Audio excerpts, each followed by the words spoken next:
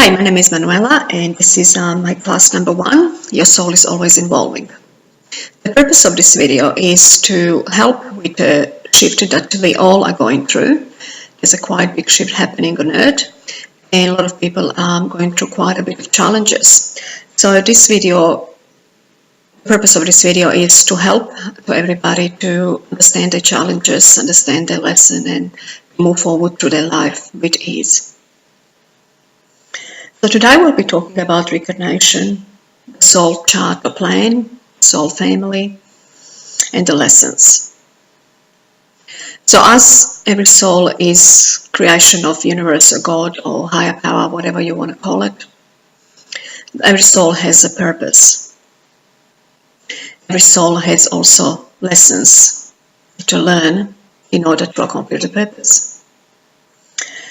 So as the soul is created, the soul is also given a guardian angel to watch over the soul, to help with the evolving, guide the soul through the lessons. The time really is not important. What is important is that every lesson is learned. It can take 10 or 15 lifetimes sometimes for somebody to learn one lesson, but it can take one lifetime for soul to learn one lesson. And again, as I said, the universe really is not concerned with the timing. The universe is only concerned with learning the lesson, making sure that every soul does learn and evolve. So as we got the guardian angels, we also have quite a few other guides that are just there to help with writing the chart or preparing the script for lifetime, for each lifetime. So before we reincarnate, before we come down to Earth, we have our team of 3 to 4 guides, sometimes could be even more, and your guardian angel that will sit with you and plan your life. Based on your purpose, we will create the lessons together. So every challenge in your life that you're facing, basically you create it. So you will pick your parents, which are your biggest teachers. You pick your parents and you sit down with them, with those souls, and in agreement, you agree on what sort of lessons you going to teach them and what lessons they're going to teach you. You also do with all the siblings, your sisters, your brothers, your family, friends, and new people that you meet through your life as well. There's a lot of people, your soulmates we call it, that you meet in your life that you feel very good connection with. And these are all people from your soul group, which means that you always reincarnate together. You help through each other through each lifetime to learn the lessons and create the challenges for each other as well. So as you come to agreement on what lessons you're going to learn and what lessons you're going to teach, you also sign the soul contract between that person. As the all agreement and soul contracts are done, you will pick a body. You pick the body that suits the best, again, to your life purpose, to the lessons that you're learning. Again, your body is designed exactly for you. It has to be exactly designed for every challenge you're going to face. If there's any terminal illness or anything that you will need as a lesson on your life path, you need to choose the right body for it. Also, the body comes with a mind, which is your ego. And ego serves again to teach us lessons, to test how strongly are you standing on your path. How strongly are you standing on this path that you plan, the soul contracts that you write, that you sign. Ego will always try to distract you and to pull you off that path. Now, sometimes people say, you are always on your right path, and that's the truth. You are always on the right path. Even if you get off this plan that you plan with your guides, you are still on your right path. Even if you are traveling on ego path, that means you need it. You're not ready to follow the path that you write. So you need to have some bigger challenges than you even put for yourself. So sometimes you do get off and you're traveling on ego path. Your guardian angel job is to really always bring you back on your right path. So no matter how good life you think you have with your ego, you could have all the fame and success and wealth that you think you want, but eventually your guardian angel will find a way to bring you back on your life path, on your real path, the one that you write. So as you're ready to reincarnate, once the body is chosen and all the soul's contracts are signed and done, you reincarnate as a baby. What happens when you reincarnate as a baby? So before you do reincarnate, you leave this chart, these contracts with your guardian angels, and you simply say to your guardian angels that you're going in, and ask your guardian angels to watch your back, to guide you, to make sure that you don't get off the path. So as you do reincarnate, you come into the body. As a baby, every soul is very connected because the brain is so clear. There's not any seeds, there's no negativity, there's no any negative beliefs or ego beliefs there. So the baby is totally connected to guardian angels. And you can see that sometimes. You probably will notice some babies are giggling or laughing. Feels like they are talking to somebody. Yes, they are. They're talking to the guardian angel all the time. It's the same like you would buy a brand new computer. So if you buy a brand new computer, it's nice, it's clean, it can run so nicely. You have no problems with it. As soon as you start downloading, and you get all these viruses, you find it gets very hard to work with on the computer. So that's exactly the same process with the baby.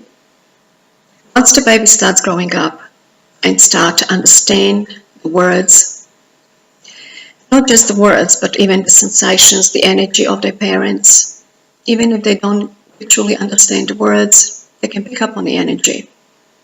So once the baby starts downloading all this information, once the society steps in and download a lot of viruses, a lot of negative beliefs, the baby grows with all these beliefs that subconsciousness collects.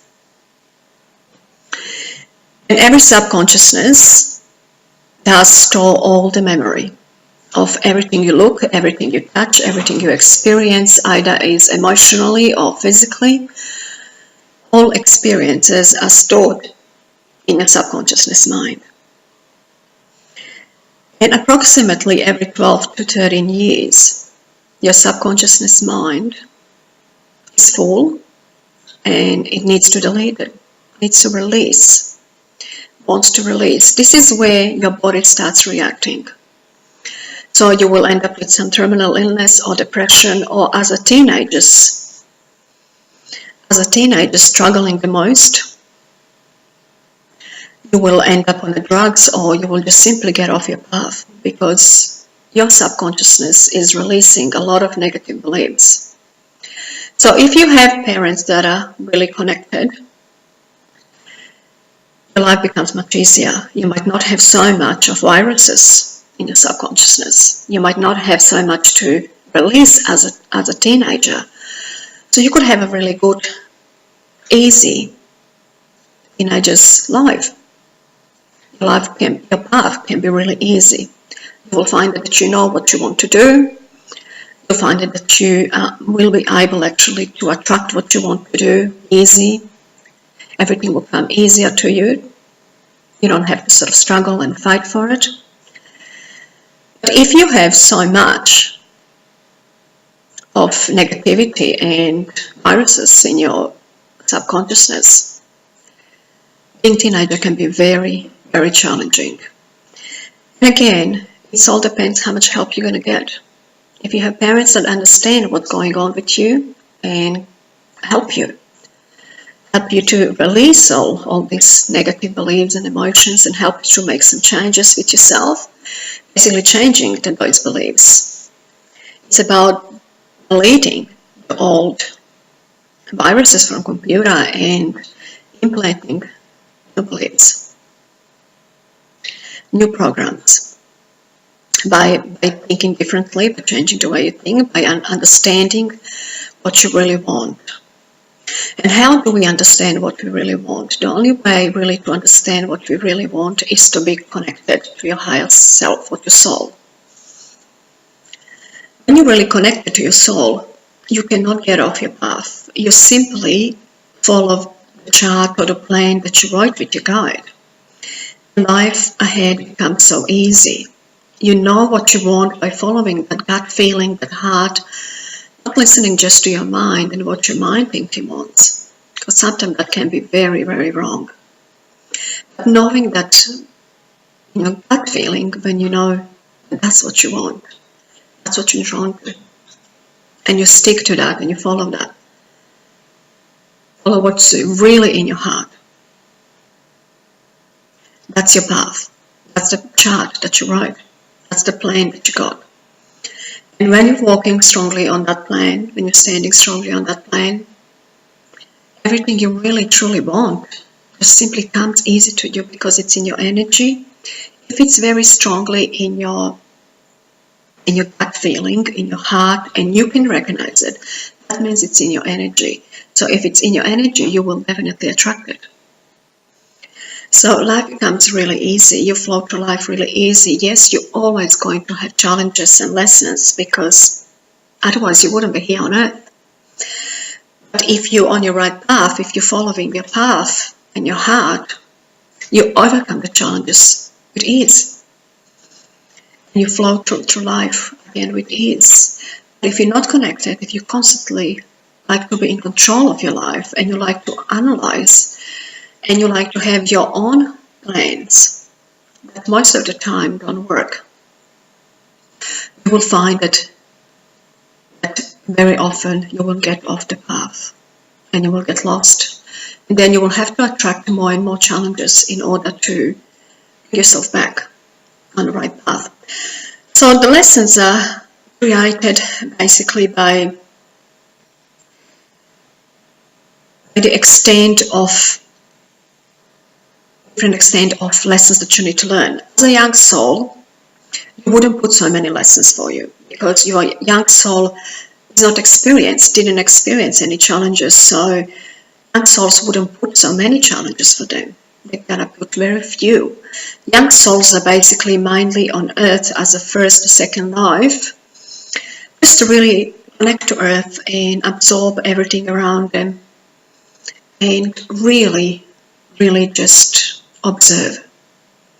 So they have more memory for next lifetime to plan next lifetime. The older soul, because they had many lifetimes, they've been so many times here, they tried everything, they passed all the tests and all the lessons, so they need more challenging lessons. So older souls will have very, very challenging lessons. And sometimes it might seem like they can never get through them. They always find a way. And this is what the point here I'm trying to really make to you is that every challenge you are facing now, you put it for yourself. You create it. You ask all the people that are really challenging and that are really making your life really hard and miserable. You ask them to do that. So all you need to do is really stay connected to your higher self and ask your soul, what am I learning from this? By trying to analyze and figure out how to fix this problem or this challenge, you're only taking more yourself off back the path because ego likes to distract you. Ego likes to make small problem or small challenge much bigger than it is. So trying to analyze it really is not going to help. By meditating, you will connect to your soul and you will understand why that person doing that. will be also to connect to that person and see what that person is struggling with, what lesson are they learning. And understanding what lesson you're learning and people around you can make the challenges much, much more easier. So as the challenges are overcome, the quicker you overcome the challenge, the quicker you come to serve your purpose. And also the quicker you're happy. So you also attract soulmates. The people that you feel this connection when you see them first time, when you meet them first time. You'll find that you feel like you know them. Would it be a love relationship or just a friendship or sibling relationship? If you have this feeling that you know them and you feel very connected to them, it's your soul connection, which means it's a soulmate. This is the person that you sign a contract with. This is the person that you had a soul connection on the other side, that you agreed to come together. This is your soul family, what we call. And soul family, it's always come together. Sometimes you find that you have many new souls in your life, but at least 30 to 50 souls you will have of old souls, people that you had lifetimes with. So there's quite a lot there all your life. None of them have to really stay for good around you. They sort of can come and go. You'll find that you might have a couple of them that will actually stay with you and evolve the same as you do. Because it's really all about, as the soul evolving, the energy shifts and the energy vibration goes to higher level. So the older soul, the more lessons you learn. Every time you learn a lesson, the soul grows, the soul expands, and your energy vibration expands.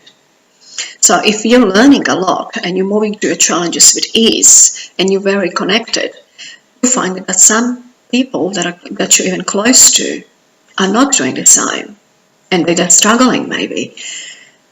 So those sort of souls or people, you'll find that will simply disappear from your life eventually. It really all depends how high you are moving forward. Let's just say, for example, if you have somebody that you really care for, then it could be a relationship, love partner, romantic partner. And if that partner is not really moving forward and you're really, really moving through challenges and you're raising your vibration and you're evolving, that partner will really pull you down. And that relationship will never work. Eventually, you'll find that you can't carry that person with you and you will just have to let go.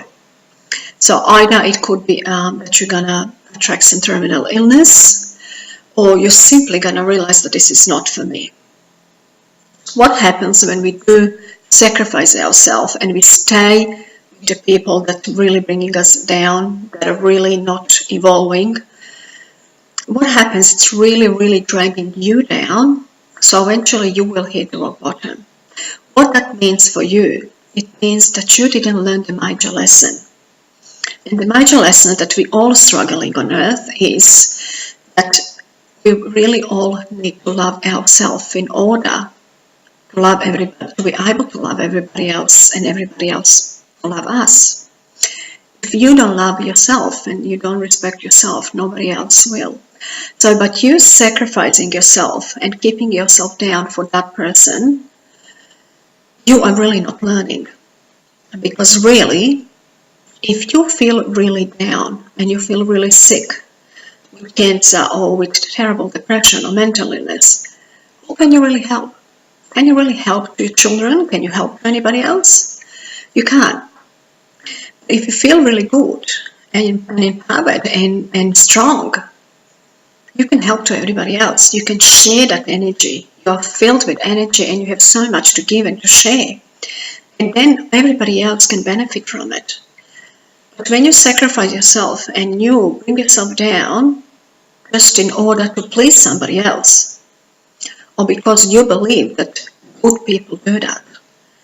That selfish people are moving forward. And good people sacrifice themselves for other people. That's what society wants us to believe. You will find that you're going to hit rock bottom and there's no help really. You can help too, but the other person or that person can't help you. Then we have two people that are really off their path. So really, learning here to stand in your power and be the strong person that wants to evolve, be willing to evolve and to move forward, will help you to help to everybody else. It's the only way that you can help to everybody else. Now, the soul family, the soul is created, as we said, a part of the universe. And it's a golden color. Every soul is a ball of golden light. Now, that light, that golden light radiates different color. Every soul has different color. So, say for example, one soul family would be all green. The other soul family would be all blue. But how do you recognize your soul? How do you recognize your soulmate? You will feel this connection with what it means that soul colors recognize each other. That's how we recognize each other here. That's how we recognize each other when we cross over as souls. As we leave the bodies and we come home as a soul, we recognize the color and we know who that soul is. So we connect again. Now, as the lifetime it's completed and it's time for you to go home, you do have your time where you plan in your chart when you are going to go home.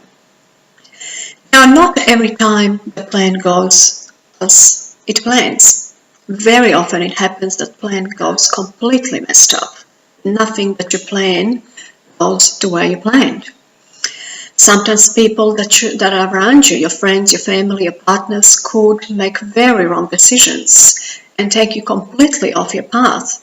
So the plan goes completely in a different direction. And sometimes people die much before they plan. Again, that's sort of in consideration as well. So your soul, when it writes the contract, would see how many challenges you put and what type of challenges you put, and is aware that you might not be able to overcome those challenges and that you might die before you actually plan. So again, it is sort of as a backup plan there. Your guides always have a backup plan in case things don't go the way they should. So, as the soul coming to end of the lifetime and coming to crossover and go home. So if everything goes by plan and the soul dies on time as it planned, the soul finds very easy, because the guardian angels knows everybody is ready for the soul to come back. So the soul will leave the body with ease, find the light with ease, crossover really easy. If the soul dies before the time, before the plan, even that it is the backup plan, but it's not exactly the plan that the soul planned, that's when the soul becomes lost, because the soul didn't accomplish the purpose, the soul didn't learn the lessons, the soul left some unfinished business. And that's when the soul stays for a while on earth, find it really hard to find the light. It's really confused. Even again, as I said, there is a backup plan. There is a backup plan. But we are not really so much focusing on the backup plan. Your guardian angels are not focusing much on the backup plan. They are focusing on that mind plan. Okay? So the backup plan, even when it happens, the soul doesn't feel right. The soul recognizes that this is not exactly what I planned. And those souls that are very connected, that know that this is not my plan, can get very confused. And this is where depression and mental illness come, when the soul is completely off the path, but very connected, knows that it's off the path and struggling to put themselves back on the path and to heal. So with all the challenges that soul applies for you, for the soul lessons, can sometimes be 3 times or 5 times more challenging than they actually plan, and they can't overcome them. Either they are too hurt, or that the soul is too destroyed to be able to actually find a way to put themselves back on the path. So this is when soul dies or go home before the right time or before the plan. So when the soul gets lost, it stays here for a very long time. It can stay for years, it can stay for 50 years. As a medium, I've seen a lot of souls that stayed for over 20 years on Earth. How they go back? By finding somebody as a light worker, as a medium, somebody that knows how to send the soul back. So if you ever, and I did encounter a lot of people that say they have a spirit in their home and they feel it's okay, it doesn't matter. It opens the door for me, it switches the lights off for me, it really doesn't matter, it doesn't bother me. It's not that it doesn't matter, it's not healthy. It's not healthy for the soul that it's lost. The soul is searching for help. Why the soul does that? Why the souls putting the lights on or showing you that they're there? Because they're really asking for help. They want you to help them, to send them to the light. They don't want to be here too. They don't want to be lost. So if you ever find a spirit or recognize that there's a spirit around you, lost spirit, it would be really wise to find a medium or somebody that can send them to the light. So after every soul goes back home, goes through the tunnel to the light, comes to the first level, where it's a healing process, where they go through healing process, and the soul is repairing and letting go of all the painful memory, the trauma that experienced it, and going to higher levels. As the soul is healed, and it can stay there for a very long time, it can stay there for a couple of earthly years on a healing process. It really depends how the soul was. So after the soul is healed, what happens again, the soul comes back with the guides, with the same team that the soul was writing the chart, and they go through the re-evaluation of the life. What really happens? It's like watching the movie. It opens the third eye. Our third eye holds all memory of all the life. Every single memory, every thought you ever think of that in that lifetime, your third eye stored it all there, or your subconsciousness. Your third eye is downloading from your subconsciousness. So everything is stored there. Even if you delete it from your subconsciousness, it's still in your third eye. It's important to stay there, so when you cross over, you come home, you can read it. Also, all the information stays in Akashic Records, what we call Akashic Records, which is like a library, where your chart that you write with your guides is kept, and your guides are watching and helping you through your life, so they can guide you.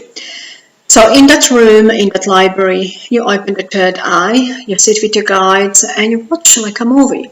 And then you take notes.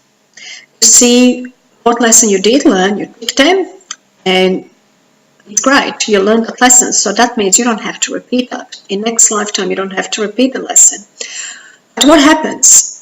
You will have a text in the next lifetime. If you learn the lesson, you will create just a test, and it's going to be very early in your lifetime, just to see, did you really learn?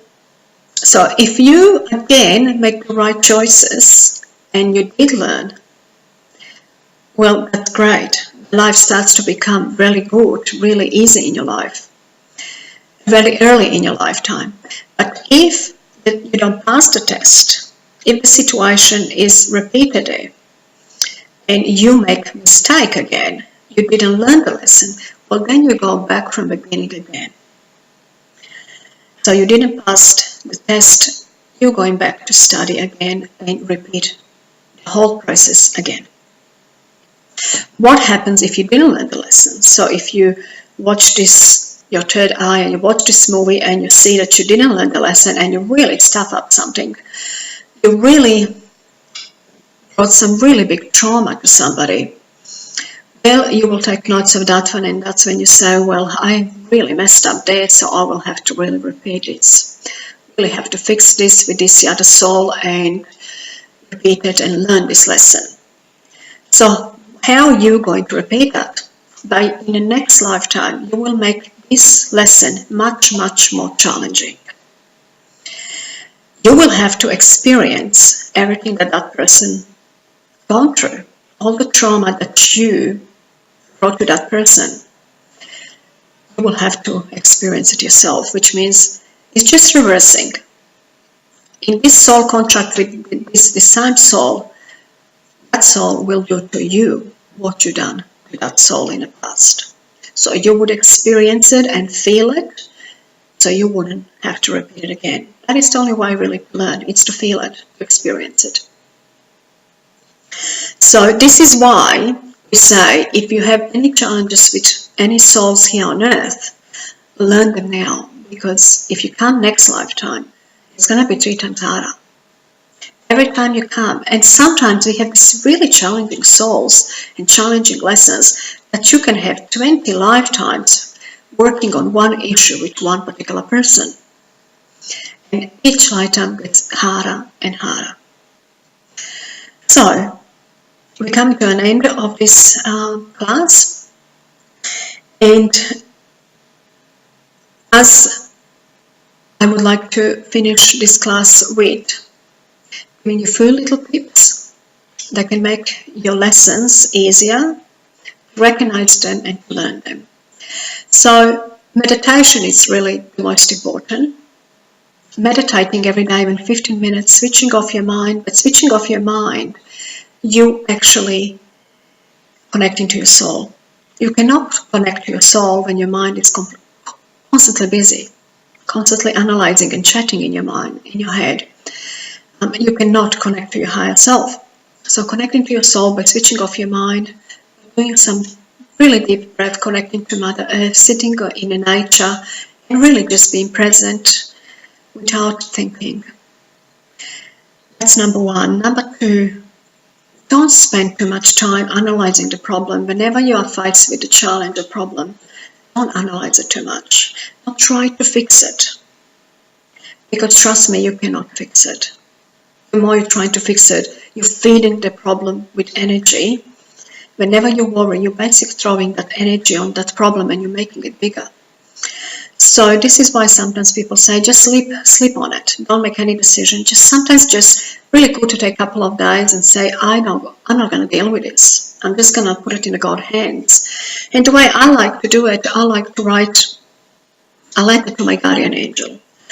I write a letter to your guardian angel and saying what sort of issues you are facing. And then at the end of the letter, expressing all your feelings, what you're feeling about the situation. Are you angry? Are you sad? Is it so painful? What would you like? What would you like? Would you like to feel happiness here? Would you like the pain to go away?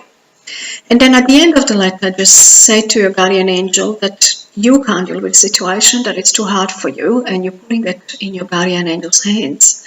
And you're asking your guardian angels to please take care of this challenge for me and show me what I'm learning from it. And then take at least 2 to 3 days where you're not going to think about it at all.